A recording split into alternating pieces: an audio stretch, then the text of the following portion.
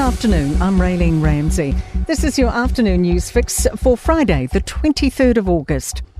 Kamala Harris's family roots and career journey have featured front and centre of her hotly anticipated keynote speech. The Vice President's officially accepted her presidential nomination at the Democratic National Convention in Chicago. It's a history-making nomination, as Harris becomes the first black woman and Asian American to lead a major political party. Harris says her life's work, from the courthouse to the White House, has always been for the people. I promise to be a president for all Americans. You can always trust me to put country above party and self. Meanwhile, a new poll's revealed most Kiwis are backing Kamala Harris over Donald Trump. Talbot Mills polled more than 1,100 Kiwis and asked, if you were eligible to vote in the American election, who would you vote for?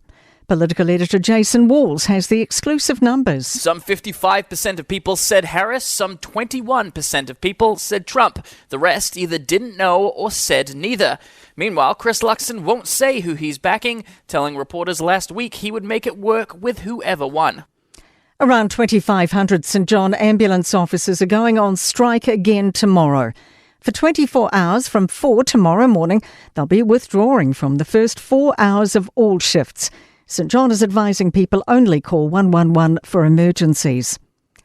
Auckland authorities are seeking solutions after Saturday's unprovoked and violent bus attack against two 14-year-old girls.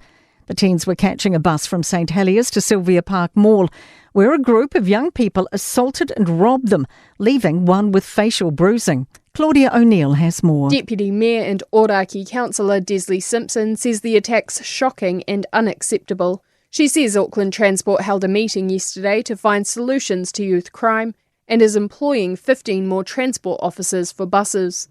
Simpson says another meeting around public transport safety has been booked for September, with top-level police and transport staff attending.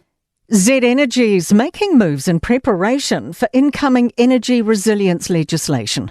The fuel distributor is more than doubling its jet fuel storage at Marsden Point. It'll be able to store enough fuel for around 10,000 flights between Auckland and Wellington. The additional storage is scheduled to be completed by 2027. Thailand's reported its first case of the deadly clade 1M pox variant. It's the first confirmed case of the highly transmissible variant in Asia and the second outside of Africa. The 66-year-old man landed in Bangkok on a flight from an African country and is now quarantining. CNA's Loku Wesu says there's been hundreds of cases of the milder Clade 2 variant across Asia this year, but the Clade 1 variant sparked global concern. That's due to its link to a recent surge in cases and deaths in parts of Africa. Countries in Asia have been ramping up their border screenings to curb its spread. To sport, Warriors star and former All Blacks Roger Tuivasa-Sheck has pledged his International Rugby League allegiance to Samoa ahead of New Zealand in one of the biggest international swaps of this decade, I should say. Meanwhile, Stacey Jones has a date confirmed for his first fixture in charge of the Kiwis, with the men's and women's side set to host Australia in Christchurch on October 27th. Kiwi golfer Lydia Ko's right in the mix again at the latest golf major in Scotland, the Women's Open. I'm Raylene Ramsey. That is your latest news fix. We'll be back with the next update tomorrow morning from the Newstalk ZB newsroom.